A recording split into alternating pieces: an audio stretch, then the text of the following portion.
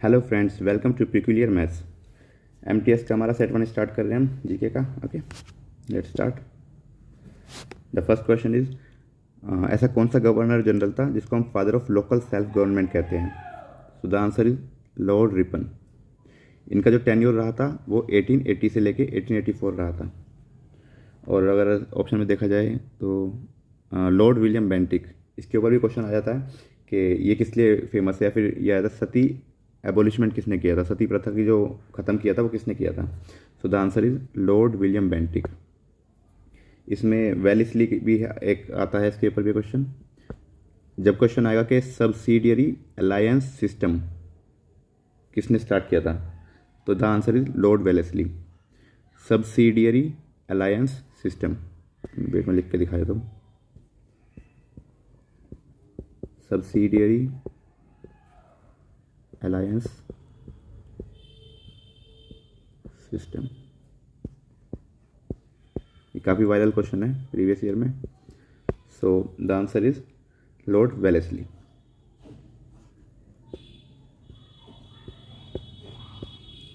The next question is, the plant with naked seeds are specifically known as.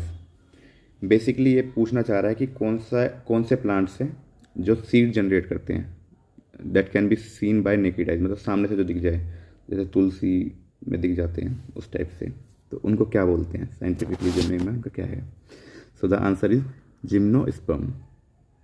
ठीक है, gymnosperm. ये इसमें और भी तरीके से क्वेश्चन पूछा जा सकता है, जैसे ये पूछ सकता है कि ऐसा कौन सा प्लांट है जो फ्लावर्स और फ्रूट प्रोड्यूस नहीं करता है।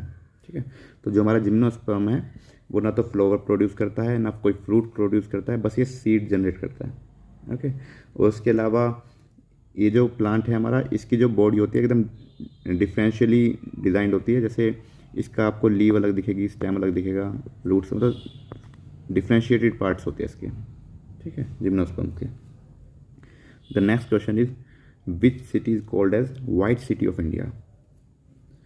तो उदयपुर जो है हमारा राजस्थान के अंदर, इसको हम बोलते हैं वाइट सिटी। और यहीं पे हमारा जयपुर है जिसको बोलते हैं पिंक सिटी।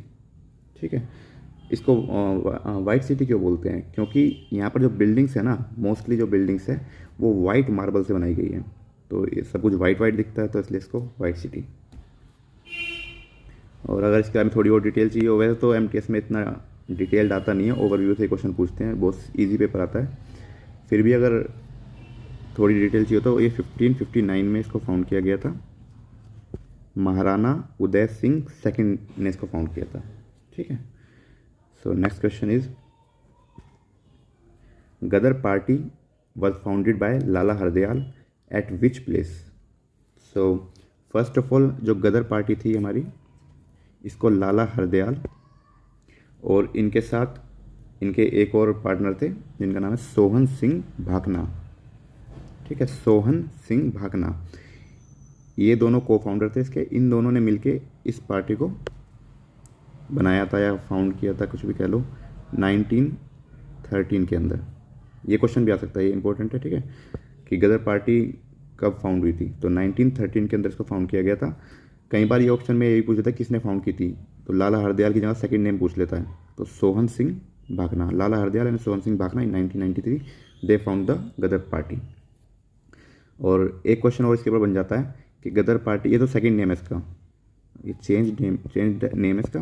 जो इसका फर्स्ट नेम, जो ओरिजिनल जो नेम रखा गया था, originally it was known as pacific coast Hindustan association. ठीक है, पैसिफिक कोस्ट हिंदुस्तान एसोसिएशन। और जो इसका हेड क्वार्टर है गदर पार्टी का, वो हेड क्वार्टर है हमारा युगांतर आश्रम, जो कि सैन फ्रांसिस्को में है, यूएसए के अंदर सैन फ्रांसिस्को है। सैन फ्रांसिस्को के अंदर युगांतर आश्रम है, उसके अंदर हमारा गदर पार्टी का हेड क्वार्टर है। ठीक है, तो गदर पार्टी के ऊपर ऑलमोस्ट सब क्वेश्चन कवर हो गए हैं। चलो next question, second battle of Tarain. हमारे तराइन के अंदर 2 बैटल्स हुई हैं, फर्स्ट एंड सेकंड। यही बोला था, first battle of Tarain and second battle of Tarain. जो हमारी फर्स्ट बैटल हुई है वो हमारी हुई है 1191 में, जो कि हुई थी हमारी पृथ्वीराज चौहान एंड मोहम्मद गौरी के बीच में। जिसके अंदर हमारे पृथ्वीराज चौहान जीत गए थे और मोहम्मद गौरी को उन्होंने हरा के भगा दिया था। ठीक है, उसके बाद नेक्स्ट ईयर 1192 में मोहम्मद गौरी फिर आए फाइट करने के लिए और इस बार उन्होंने पृथ्वीराज चौहान को जान से मार दिया था। So it was a tragic fight for India. So the answer is, कोई सी भी बैटल पूछे वो फर्स्ट और सेकंड दोनों पृथ्वीराज चौहान और मोहम्मद गौरी के बीच में हुई है। The next question is, which country has become the first country to adopt India's UPI unified payment interface. So ये दो क्वेश्चन है, अभी करंट के क्वेश्चन है, इससे दो क्वेश्चन बनते हैं, थोड़ा ट्रिकी है, अच्छे से समझ लेना एक बार। जो इंडियाज़ यूपीआई है, यहाँ पर इंडिया यूपीआई पूछा गया ना, तो इंडियाज़ यूपीआई का फर्स्ट कंट्री जो अडॉप्ट किया वो भूटान ने किया है। ठीक है, अगर आपसे पूछेगा कि भीम यूपीआई को किसने अडॉप्ट किया है फर्स्ट, तो भीम यूपीआई को फर्स्ट अडॉप्ट किया है सिंगापुर ने, और भीम यूपीआई को अभी रिसेंटली निर्मला सीतारमन ने भूटान में भी लॉन्च किया है। 13 जुलाई 2021 को उन्होंने भूटान में लॉन्च किया है। डेट याद रखने की ज़रूरत नहीं है, बस इतना याद रखना, इंडियाज़ यूपीआई भूटान में सबसे पहले लॉन्च हुआ है और जो भीम यूपीआई है वो पहले सिंगापुर में हुआ था, अब वो भूटान में लॉन्च हुआ है इस साल। ओके, और अगर थोड़ी और एडिशनल इन्फॉर्मेशन चाहिए होगी, वैसे आ सकता है कि जो भीम यूपीआई है, ये जो भीम यूपीआई है ये कब लॉन्च हुई थी, ये 30 दिसंबर 2016 में लॉन्च हुई थी। ठीक है, और इसका नाम भीम क्यों है इसको, क्योंकि भीमराव अंबेडकर के ऊपर इसको उनके आफ्टर इसको नाम रखा गया है, इसके आफ्टर। ठीक है, और एक क्वेश्चन और बन सकता है यहाँ से कि भीम की फुल फॉर्म क्या है। भीम की फुल फॉर्म क्या है? तो भीम की फुल फॉर्म है Bharat interface for money. Bharat interface for money. ठीक है, और ये भी आ सकता है कि भीम ऐप है उसको किसने डिज़ाइन किया है, बनाया है, तो वो किया है एनपीसीआई ने। एनपीसीआई क्या है? National payments corporation of India. Okay, यहाँ पर हमारा भीम से रिलेटेड ऑलमोस्ट सारे हमने क्वेश्चन कवर कर लिए हैं। एक बार मैं रिपीट कर दूंगा कि बच्चे कंफ्यूज ना हो। जो हमारा इंडियाज़ यूपीआई है वो अभी तक सिर्फ भूटान में लॉन्च हुआ है। ठीक है, और जो हमारा भीम यूपीआई है, मतलब फर्स्ट कंट्री जो हुई है वो भूटान है, जो इंडियाज़ यूपीआई है। और जो भीम यूपीआई है वो पहले सिंगापुर में लॉन्च हुई थी, सेकेंडली वो भूटान में लॉन्च हुई है अभी जुलाई के अंदर। उसके अलावा भीम यूपीआई का जो नाम रखा गया है वो BR अम्बेडकर के नाम पर रखा गया है। इसको 2016 में, डेट याद रखने की जरूरत नहीं है MTS के हिसाब से, इतना डीप नहीं आता है, बट ईयर आ सकता है कि भीम यूपीआई को कब लॉन्च किया गया था। तो 2016 में लॉन्च की गई थी। भीम की फुल फॉर्म पता चल गई है आपको। भीम की फुल फॉर्म है Bharat interface for money. Bharat interface for money. और इसको बनाया किसने? इसको बनाया एनपीसीआई ने। ठीक है, चलो नेक्स्ट क्वेश्चन। माउंट फूजी एक एक्टिव वोल्केनो है। अभी वर्ल्ड में काफ़ी कम एक्टिव वोल्केनो बचे हैं। अगर ये क्वेश्चन आता है आपसे कि सबसे ज़्यादा वोल्केनो कहाँ पर है, एक्टिव वोल्केनो सबसे ज़्यादा कहाँ पर है, तो हमारा इंडोनेशिया आंसर हो जाएगा। इंडोनेशिया वोल्केनो से भरा हुआ है। बट अगर पूछ रहा है माउंट फूजी के बारे में पूछ रहा है, तो माउंट फूजी है हमारा जापान के अंदर। ये खाली एक्टिव वोल्केनो नहीं है, ये उनका एक होली प्लेस या फिर पिलग्रिम प्लेस भी बोला जाता है। बेसिकली जापान में 3 ऐसे माउंटेन्स हैं जिनको Holi mountains, one of the 3 Holi mountains है ये माउंट फूजी। 3 होली माउंटेन्स है, जिसके अंदर फर्स्ट पे है माउंट फूजी, सेकंड पे है माउंट टाटे, थर्ड पे है माउंट हाकू। ये टाटे वाला क्वेश्चन एक बार पेपर में आया हुआ है प्रीवियस ईयर में, तो तीनों याद रख लीजिए, ज़्यादा टफ तो है नहीं। तो 3 है ये, माउंट फूजी, माउंट टाटे और माउंट हाकू। ठीक है, ये 3 होली माउंटेन्स है जापान के। और उसके अलावा अगर थोड़ी एडिशनल भी इंफॉर्मेशन दी जाए तो जो माउंट फूजी है वो जापान का सबसे हाईएस्ट पीक है। जैसे माउंट एवरेस्ट वर्ल्ड का है, तो माउंट फूजी जापान का सबसे हाईएस्ट पीक है। और उसके बाद जो जापान है हमारा, उसको वो एक आइलैंड है। ठीक है, उसको आइलैंड में काउंट किया जाता है। तो जो आइलैंड के ऊपर जो हाईएस्ट पीक्स रहते हैं उसमें ये सेकंड नंबर पे है। वर्ल्ड में जितने भी आइलैंड है उनके ऊपर जितने भी हाईएस्ट पीक है उसमें सेकंड रैंक पे है। तो सॉरी एशिया में सेकंड रैंक पे है और वर्ल्ड में 7th रैंक पे है। ठीक है, एशिया में सेकंड रैंक पे है और वर्ल्ड में ये 7th रैंक पे है। आइलैंड्स की टॉप मोस्ट पीक पे। Next question, the lens type commonly use for correcting press बायोपिया।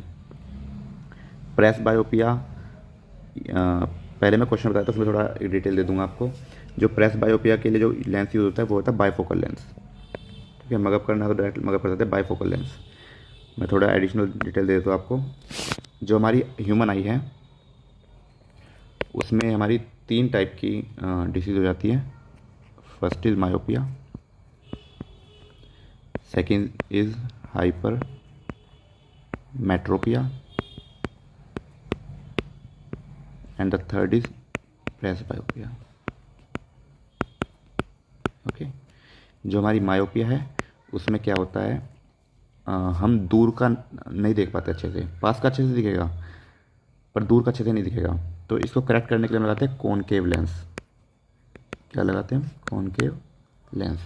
जो हमारी हाइपरमेट्रोपिया है इसमें क्या होता है, ह्यूमन आई हमारी पास का तो अच्छा देख लेती है और दूर का तो अच्छा दिखेगी, बट पास का ना उसको ब्लर दिखाई देगा, पास का अच्छा नहीं देख पाती है। तो इसको करेक्ट करने के लिए हम लगाते हैं कॉन्वेक्स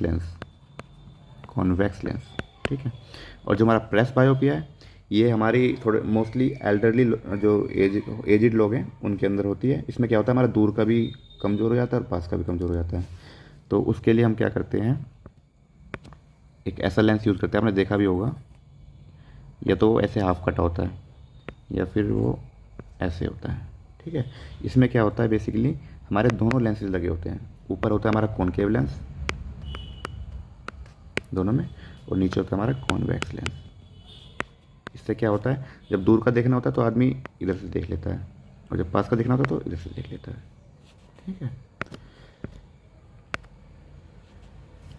सो आई होप ये सारे के सारे आपके हाँ लेंस से रिलेटेड सारा का सारा कवर हो गया। कॉन्वेक्स बता दिया मैंने, कॉनकेव बता दिया, भाई ये बता दिया। इसका इतना आता नहीं पेपर में, इतना कुछ खास इंपॉर्टेंट है भी नहीं।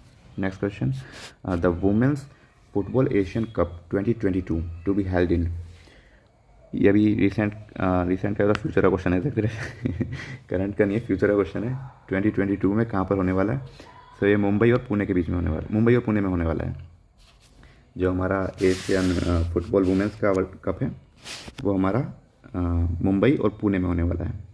ठीक है, और अगर स्पेसिफिकली आपको ये पता करना हो कि मुंबई और पुणे में कहाँ पे होने वाला है, सो मुंबई में तो होने वाला है मुंबई फुटबॉल एरिना के अंदर। ठीक है, मुंबई फुटबॉल एरिना, और पुणे में इसका सेंटर है शिवाजी छत्रपति स्पोर्ट्स कॉम्प्लेक्स।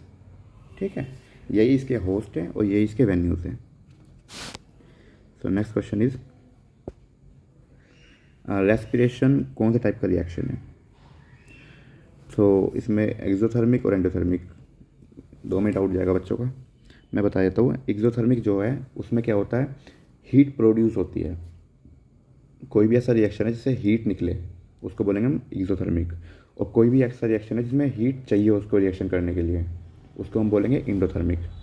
सो जब आप देखोगे, जब आप ब्रीथ करोगे, जब ब्रीथ आउट करोगे तो अगर फील करोगे तो आपको फील होगा कि गरम गरम एयर निकल रही है बाहर बॉडी में से, तो इसलिए क्या हो जाएगा, वो हीट प्रोड्यूस होगी ना एक तरह से, जब तो गर्म हो रही है, तो इसके लिए रेस्पिरेशन क्या होगा, हमारा एक्सोथर्मिक प्रोसेस। ठीक है, अगर फ्यूचर में कन्फ्यूजन रहे तो जाना हम बाहर निकाल रहे हैं, एग्जिट हो रहा है एक तरह से, एयर का एग्जिट हो रहा है, तो एक्सोथर्मिक मतलब हीट निकल रही है। ठीक है, next question is, a market structure which is dominated by only a small number of firms.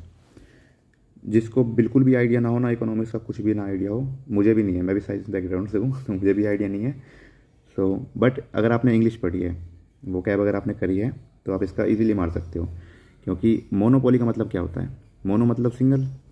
अगर जैसे सपोज़ कोई शॉप है या फिर सपोज़ कोई फ्रूट वेंडर है कोई, अगर आपके एरिया में एक ही कोई फ्रूट वेंडर है, सपोज़ एप्पल का है, तो अगर आप जाते हो, आपको बोलेगा 200 रुपये किलो है, तो आपको लेना पड़ेगा, क्योंकि आप आसपास कोई है नहीं। अगर आपको एप्पल्स लेने हैं तो आपको लेना ही पड़ेगा, तो इसको बोलते हैं मोनोपोली। इसका मतलब होता है कि आप उसकी मोनोपोली है एक तरह से, वो कितना भी रेट उसको कम कर सकता है, ज़्यादा कर सकता है, अपने हिसाब से जो मर्जी वो कर सकता है वो, क्योंकि वो अकेला वहाँ पर वेंडर है, ठीक है। Second is oligopoly. ओलिगोपोली में क्या होता है, एक ग्रुप होता है, छोटा सा ग्रुप होता है, पूरी मार्केट में एक छोटा सा ग्रुप है, और सपोज इनका आपस में लिंक है, अच्छे से अच्छी बातचीत है इनकी, तो ये अपने हिसाब से मोनोपोली करेंगे। मतलब ये मोनोपोली का थोड़ा बिगर रूप हो गया, बिगर रूप का थोड़ा बिगर स्ट्रक्चर हो गई मोनोपोली की, और कुछ नहीं है। इसमें भी ये अपने हिसाब से रेट रखेंगे, आप उसमें कुछ नहीं कर सकते हो, आपको लेना ही पड़ेगा, अगर लेना है तो उनके हिसाब से चलना पड़ेगा। और थर्ड होता है हमारा परफेक्ट कॉम्पिटिशन। इसमें क्या होता है, आपके आपके मतलब स्ट्रीट के बाहर ही एक एप्पल वाला है, एक मार्केट में एप्पल वाला है, एक कहीं और एप्पल वाला है, मतलब बहुत सारे वेंडर्स हो गए आपके पास एप्पल वाले। अगर आप इसके पास जाते हो तो बोलता 200 kg, फिर ये बोलता है कि मैं 180 का दे दूंगा, हो सकता है ये बोलते 160 का दे दूंगा मैं, तो उसमें कंपटीशन बन जाता है इनके बीच में। तो रेट जितना कम से कम रेट इसमें बन सकता है। सो इस क्वेश्चन का आंसर तो ऑब्वियसली हो जाएगा स्मॉल नंबर ऑफ फर्म हो रहा है तो ओलिगोपोली, स्मॉल नंबर आ गया ग्रुप का तो oligopoly.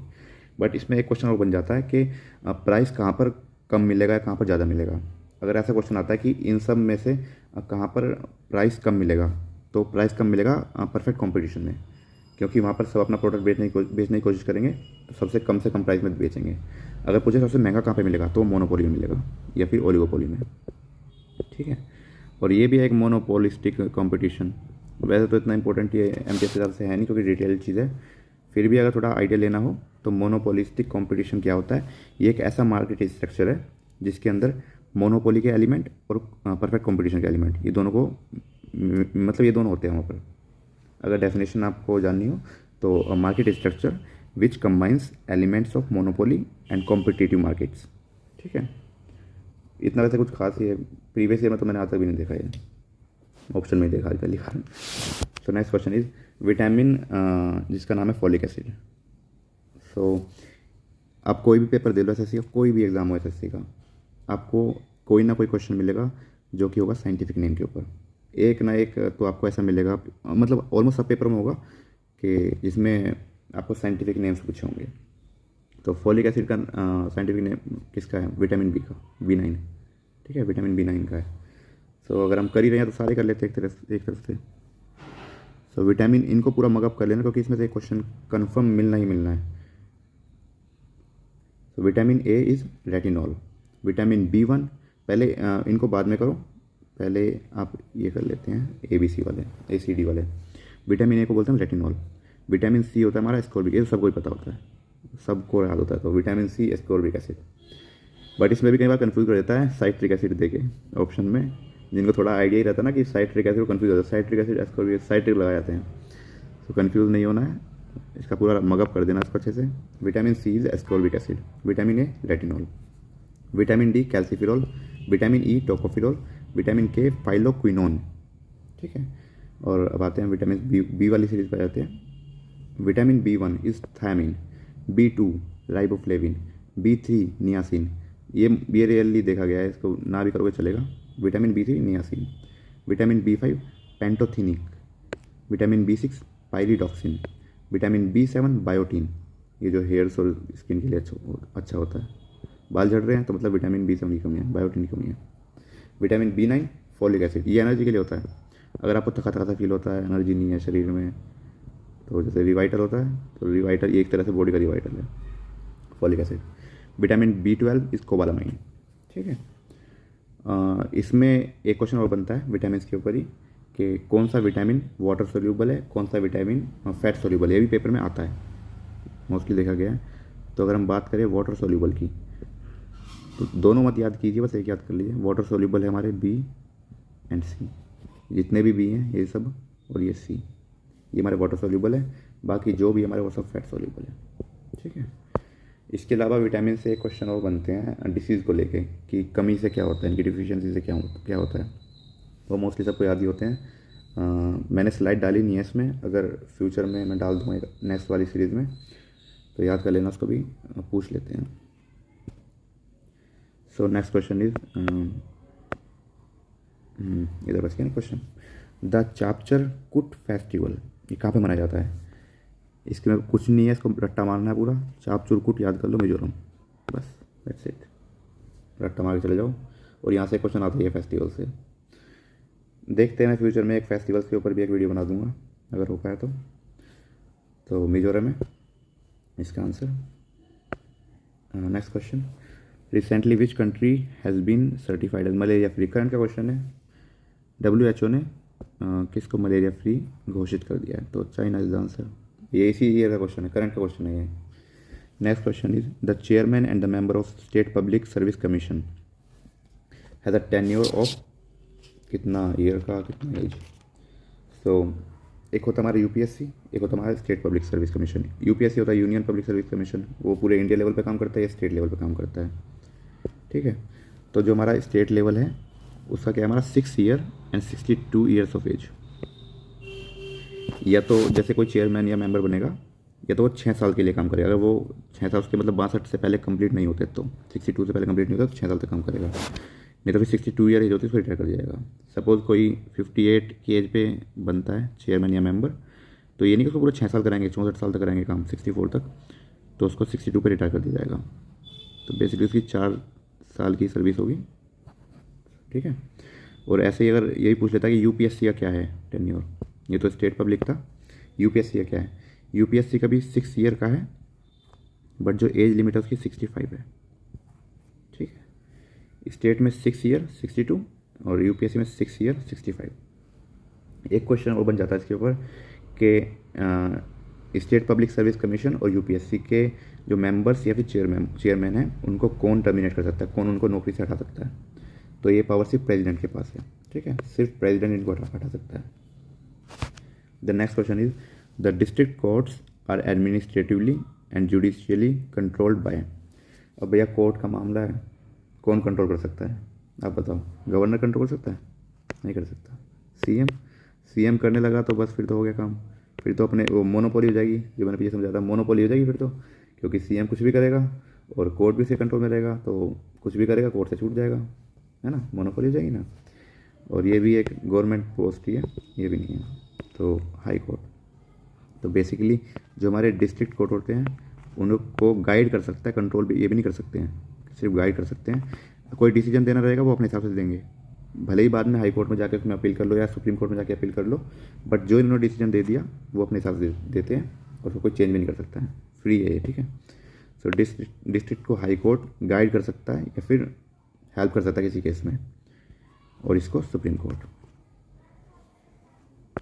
Next question, where is space application centre of ISRO. First of all ISRO पे क्वेश्चन आया था कि इसरो का हेडक्वार्टर कहाँ पर है, इट इज़ इन बेंगलोर, ठीक है। दूसरा आ जाता है कि इसरो की इस्टेब्लिशमेंट कब हुई थी या फिर इसको कब फाउंड किया गया था, तो वह 1969, ओके। अब आते हैं इस क्वेश्चन पे, स्पेस एप्लीकेशन सेंटर इसरो का कहाँ पर है। टोटल 3 सेंटर्स ऐसे, ये कैंपसेस बोले जाता है इनमें।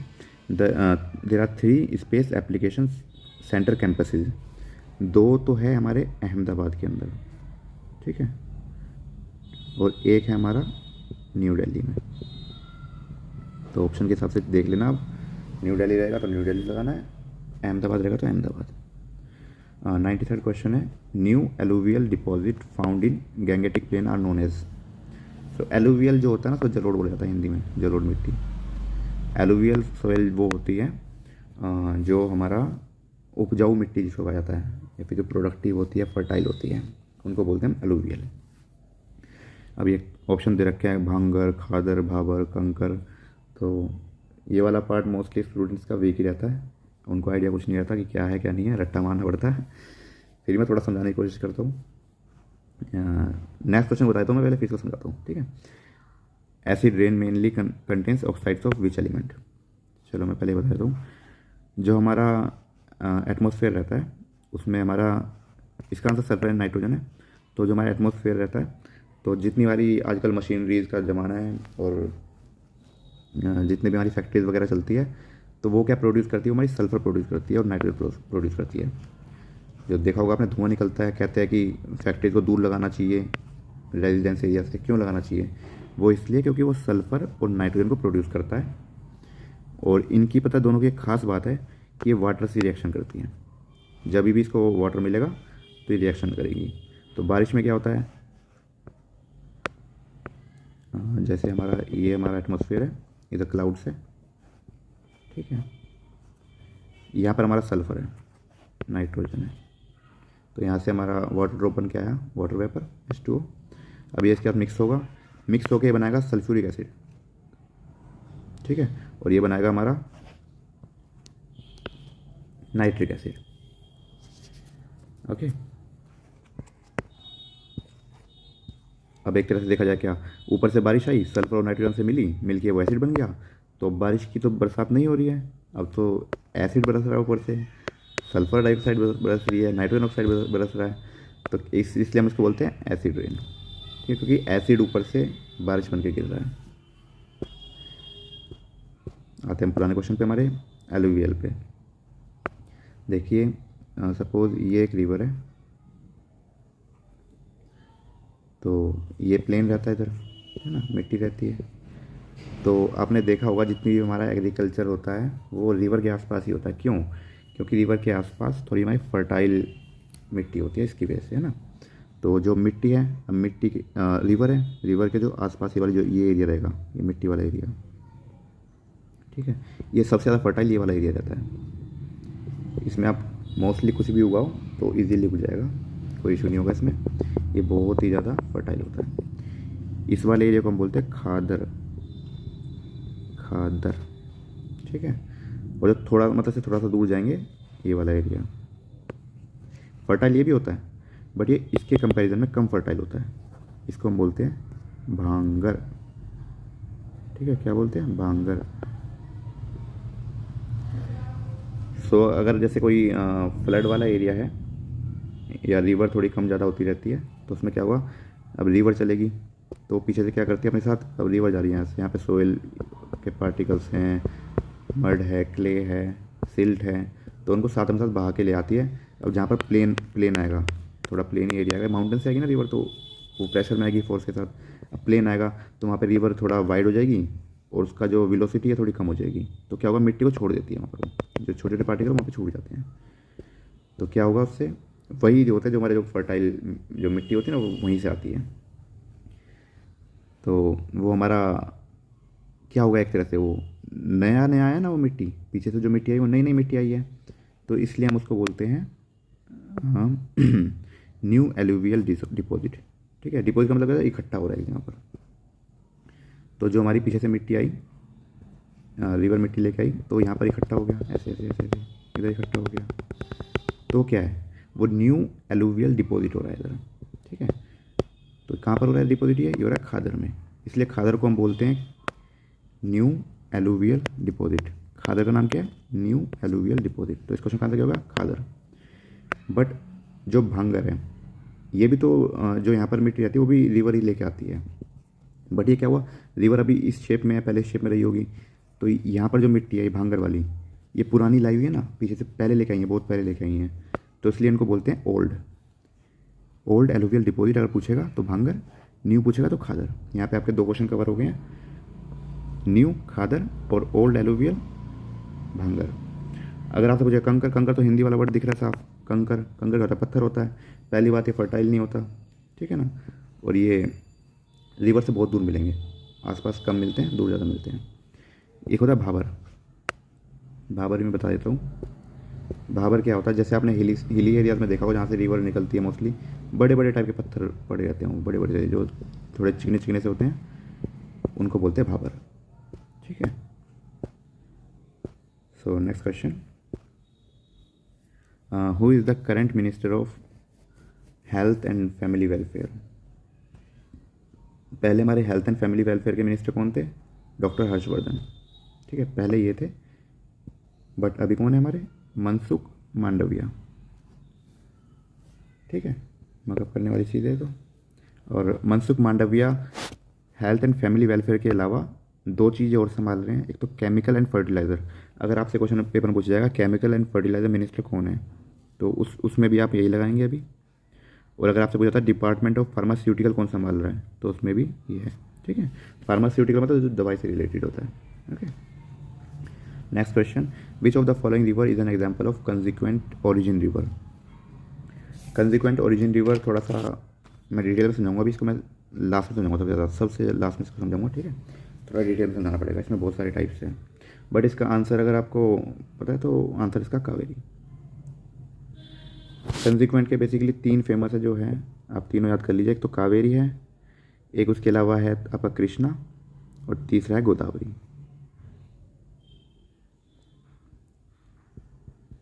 कृष्णा एंड गोदावरी, ठीक है। जब भी कॉन्सिक्वेंट पूछेगा कृष्णा, कावेरी, गोदावरी, ये तीनों उसमें टोन में याद कर लीजिए। और ये हमारी सरयू जो है हमारी एंटीसीडेंट रिवर है, एंटीसीडेंट। अभी मैं डिटेल में बताऊंगा तब अच्छे से बता दूंगा। Next question, the international committee of the red cross is headquartered at. Basically ये पूछा रेड क्वार्टर का हेडक्वार्टर कहाँ पर है, तो मदद करने वाली चीज़ है जेनेवा, स्विट्ज़रलैंड। और रेड क्रॉस को 3 बार नोबेल प्राइज़ भी मिला हुआ है, ठीक है। और एक एडिशनल इन्फॉर्मेशन और दे सकते हैं अगर चाहो तो, कि इसकी इस्टेब्लिशमेंट कब हुई, तो ये 1863 में इस्टेब्लिश हुआ था। वैसे चांसेस तो है नहीं, कम है, पर फिर भी याद कर लीजिएगा 1863 में ये इस्टेब्लिश हुआ था। हमारा नेक्स्ट क्वेश्चन है, in which layer of the atmosphere do human lives. तो हमारा ये क्वेश्चन भी बहुत फेमस है एसएससी का, ये बहुत घिसा गया है, इसको मैं डिटेल में बताता हूँ। इसका आंसर है आपका ट्रोपोस्फेयर। मैं थोड़ा डिटेल में बता देता हूँ। ये हमारा अर्थ है, ठीक है, दिस इज अर्थ। अब हमारी लेयर्स होती हैं एटमोसफेयर में। द फर्स्ट लेयर, जो ये वाला पोर्शन रहेगा, ये फर्स्ट लेयर है, इसको बोलते हैं हम ट्रोपोस्फेयर, ठीक है, ट्रोपोस्फेयर। जो हमारी सेकेंड लेयर रहेगी वो होती है हमारी स्ट्रेटोस्फेयर, स्ट्रेटोस्फेयर, ठीक है। उसके बाद जो हमारी थर्ड लेयर रहेगी उसको बोलते हैं मीसोस्फेयर, मीसोस्फेयर। उसके बाद होता है हमारा थर्मोस्फेयर, और सबसे लास्ट में होता है हमारा एक्सोस्फेयर। एक्सो या ईसो बोलते हैं, ईसोस्फेयर बोलते हैं, ठीक है। सबसे पहले ट्रोपोस्फेयर, फिर स्ट्रेटो, मीसो, थर्मो, ईजो। एग्जिट एक तरह से देखा था, लास्ट पॉइंट है, तो ईजो, एग्जिट, एक्सो ऐसे याद कर सकते हैं। तो ह्यूमंस हमारे कहाँ पे रहते हैं, यहीं पे रहते हैं। ह्यूमंस हो गए, हमारे ट्रीज हो गए, एनिमल्स हो गए, सब यहीं पे रहते हैं, ठीक है। और एक क्वेश्चन और बनता है इससे कि जो हमारी माइक्रोवेव है, माइक्रोवेव को, और या फिर जो हमारी रेडियो वेव्स हैं, वो कौन सी एटमॉस्फेयर कौन सी लेयर से रिफ्लेक्ट होती है। ऐसा रहता है, हमारा अर्थ है, यहाँ पे हमारा एक टावर है, और सपोज एक टावर हमारा इधर है, तो डायरेक्ट तो सेंड कर नहीं सकते ना, तो हम क्या करते हैं, हम सरफेस का, इसका एटमॉस्फेयर का यूज़ करते हैं। हम यहाँ से एक सिग्नल भेजेंगे, ऐसे ऐसे जाएगा वो इधर टकरा के ऐसे ऐसे ऐसे ऐसे चले जाएगा, ठीक है, ये होता है। इसको हम बोलते हैं आयनोस्फेयर। बेसिकली थर्मोस्फेयर के ऊपर और नीचे होती है। जो हमारा थर्मोस्फेयर रहता है उसके नीचे भी रहेगी, ऊपर भी रहेगी। मैं बताया तो एक बार और सही से, ये था ना हमारा, ये ट्रोपोस्फेयर था, ये ऐसे ऐसे था। सपोज ये हमारा थर्मोस्फेयर है, तो इधर भी ये भी आयनोस्फेयर है, इधर नीचे भी, इसके ऊपर भी, मतलब इसके एंट्री पे भी और एग्जिट पे भी। जो हमारा रेडियो वेव और माइक्रोवेव जो रिफ्लेक्ट होती है वो यहाँ से रिफ्लेक्ट होती है, ठीक है।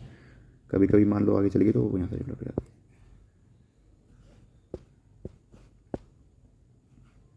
Next question is world population day. World population day कब है, 11 जुलाई, ठीक है। और इसकी अगर थीम भी आ सकती है पेपर में, इसकी थीम है the impact of the covid pandemic on fertility. मैं लिख देता हूँ, the theme is the impact of covid pandemic on fertility. जो पॉपुलेशन बढ़ती है किससे बढ़ती है, फर्टिलिटी से तो बढ़ती है ना, तो इसलिए पॉपुलेशन डे फर्टिलिटी, ऐसे कनेक्ट कर देना। The last question is who was the first women president of Indian national Congress. बहुत फेमस क्वेश्चन है एसएससी का। पहली लेडीज कौन बनी थी इंडियन नेशनल कांग्रेस की प्रेसिडेंट, मिसेस एनी बेसेंट, ठीक है। अगर आपसे पूछेगा फर्स्ट इंडियन वुमेन कौन बनी थी, तो उसका आंसर है सरोजनी नायडू, ये मैं डिटेल में करा देता हूँ इसको।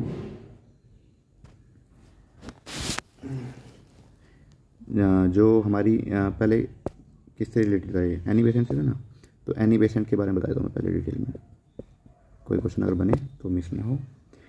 जो हमारी एनी बेसेंट थी वो 1893 में इंडिया में आई थी, ठीक है, और 1898 में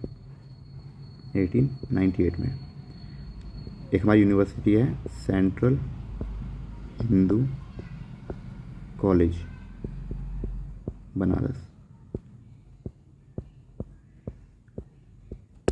एनी बेसेंट ने 1898 में इसकी फाउंडेशन को किया था, मतलब इसको फाउंड किया था, ये बनाया, मतलब स्टार्ट किया था ऐसे कह लो, या फिर ओपनिंग की थी, ठीक है। तो सेंट्रल हिंदू कॉलेज बनारस की इन्होंने फाउंडेशन की थी, जिसको 1907 में बनारस हिंदू यूनिवर्सिटी, सबको पता होगा BHU, सुना ही होगा, ठीक है। 1907 में BHU उसका नाम चेंज हो गया था, वो इन्होंने ही उसकी फाउंडेशन करी थी। और 1917 में जो हमारा कैलकाटा सेशन था ना, Calcutta session of Indian national Congress INC, उसमें प्रेसिडेंट बनी थी, ठीक है। ये भी पूछ सकता है कि फर्स्ट वुमेन है, इंपॉर्टेंट क्वेश्चन बन जाता है कि वो कौन से सेशन में प्रेसिडेंट बनी थी, तो 1917 के कैलकाटा सेशन में। उसके अलावा और भी क्वेश्चन बन जाते हैं, जैसे कि फर्स्ट प्रेसिडेंट कौन था INC का, मतलब INC के जो सेशन होते थे उसमें फर्स्ट प्रेसिडेंट कौन था, तो फर्स्ट प्रेसिडेंट बना था हमारा 1885 में WC बनर्जी, ठीक है। और ये कहाँ पर हुआ था, ये होता बॉम्बे में, फर्स्ट सेशन हमारा होता बॉम्बे में। उसके बाद पूछ लेते हैं कि हमारा फर्स्ट मुस्लिम प्रेसिडेंट कौन बना था INC का, तो वो बने थे 1887 में बदरुद्दीन तैयब जी, ठीक है।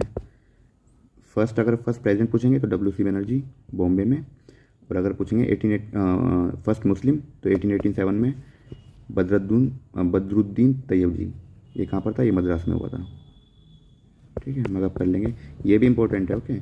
प्लेस पूछ लेते हैं कि कौन से वाले सेशन में, उसमें बॉम्बे, मद्रास, बंगाल ऐसे दे देते हैं। तो हमारा इतना हो गया। अभी हमारा आता है फर्स्ट ब्रिटिश कौन बने थे, पूछ लेते हैं, ये भी इम्पोर्टेंट बन जाता है। ये हमारे बने थे 1888 में जॉर्ज यूले, ठीक है। ये वाला सेशन था इलाहाबाद सेशन, ठीक है। ये भी इम्पोर्टेंट है, इसको भी मगब कर लेना।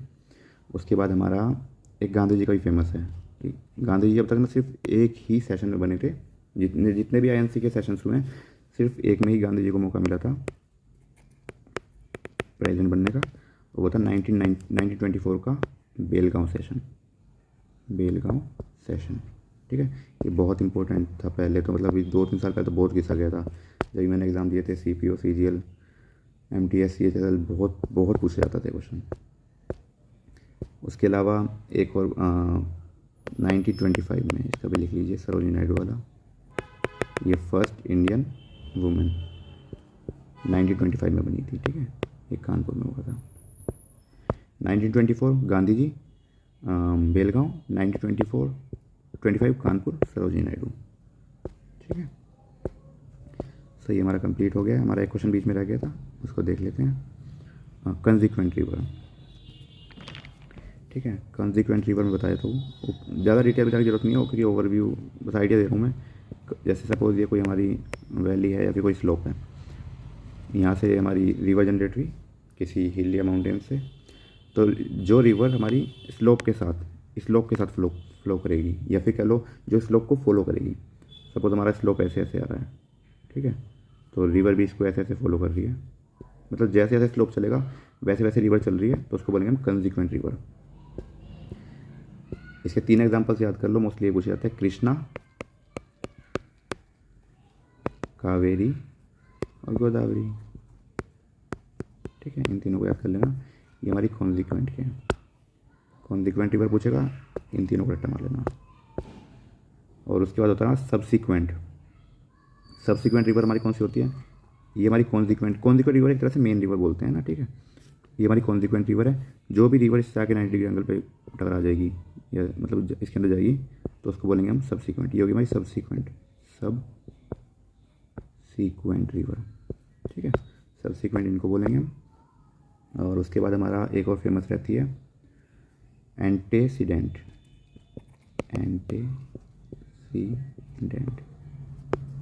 रिवर। मुझे काफ़ी पर्सनली काफ़ी अच्छी लगी है वाली रिवर। देखो इसमें क्या होता है, सपोज कोई रिवर फ्लो कर रही थी ऐसे, और क्या होता है टेक्टोनिक, हमारी अर्थ के अंदर टेक्टोनिक प्लेट्स होती है, वो टकराती रहती है एक दूसरे से, जिसकी वजह से अर्थक्वेक्स आते हैं। कई बार क्या होता है कहीं पे खाई बन जाती है, कहीं पे पहाड़ बन जाते हैं, तो वो उसी टेक्टोनिक की प्लेट्स की वजह से होता है, ठीक है।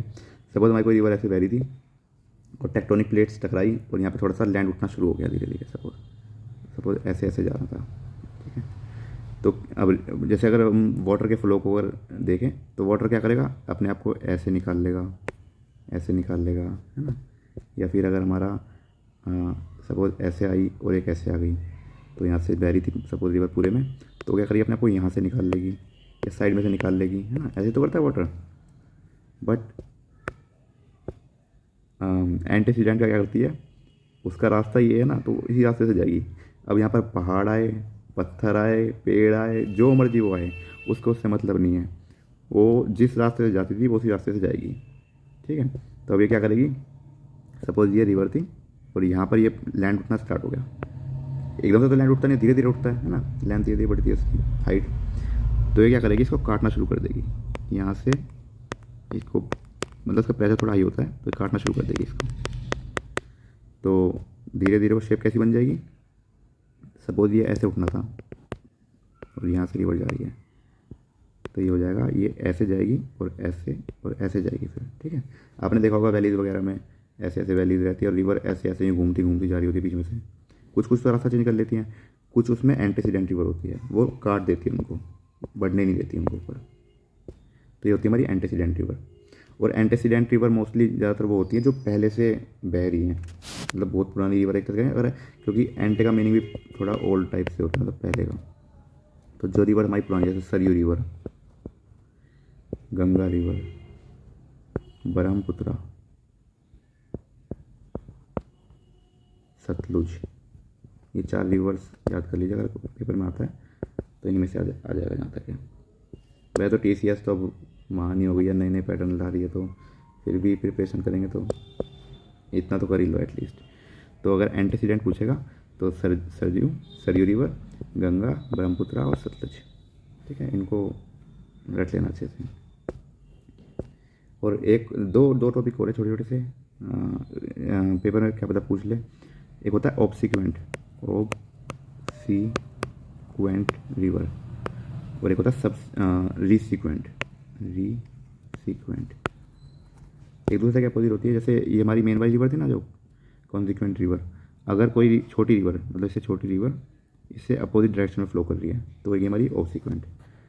अगर कोई, ये हमारी कॉन्सिक्वेंट हो गई, इसके साथ अगर कोई रिवर छोटी वाली फ्लो करिए सेम डायरेक्शन में अगर होंगी तो उसको हम बोलेंगे रीसीक्वेंट, ठीक है। That's all for the day. और मैं अभी लेके आऊँगा मैं सेट, ठीक है। मैं